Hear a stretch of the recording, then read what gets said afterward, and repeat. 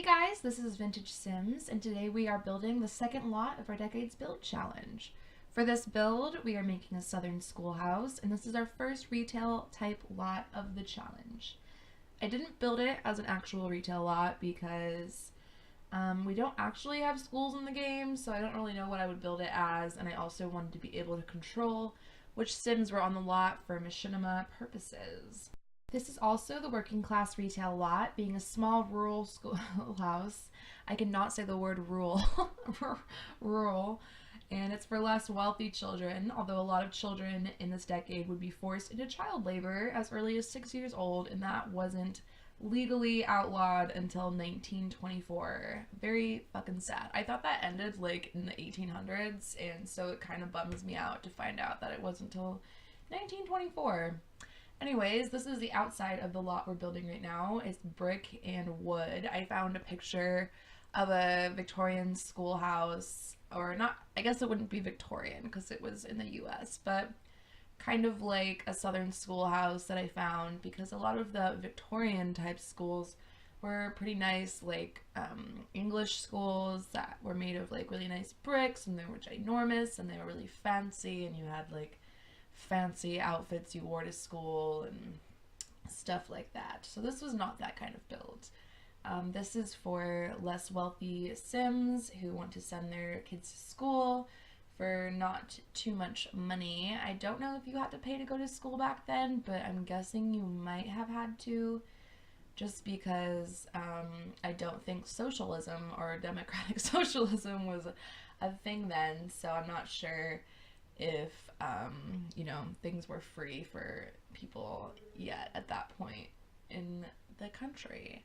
Anyways, it took me like 10 minutes to figure out what color I wanted to do the walls in this build, because the pictures I saw were like white with this wood trim at the bottom, or like the wood baseboards, and it just looked too nice kind of, so I kind of wanted to do a little bit of an off-white color, but then it seemed almost too yellow, but in the end I stuck with this color. And I do notice as I'm building, or as I'm putting up these drapes, that I forget to change the drapes on the other side of the room. I do change it in the end, but I did forget for most of the build to change the drapes to make them match, and it kind of drove me insane after I found out.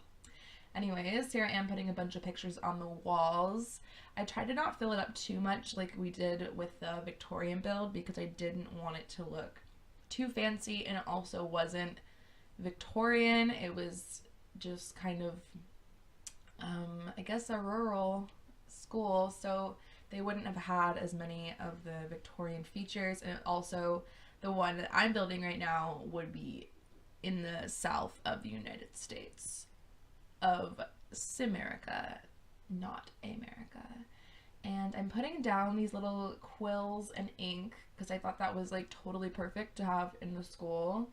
And I love that we have this like blackboard in the back. Like, that's perfect for this build. I love it.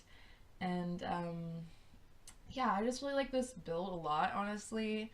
And I had a lot of fun doing the machinima. It kind of drove me insane that the kids now have those little like bubbles above their head when they do stuff, and I couldn't figure out a way to get rid of it, and I couldn't find any mods to get rid of it. So if you know of any mods that get rid of that, let me know, because it was really frustrating trying to do the machinima, and I just gave up on trying to cut out where the bubbles were above their heads, because if they did anything fun they would have little bubbles, and I was like, okay, well, whatever.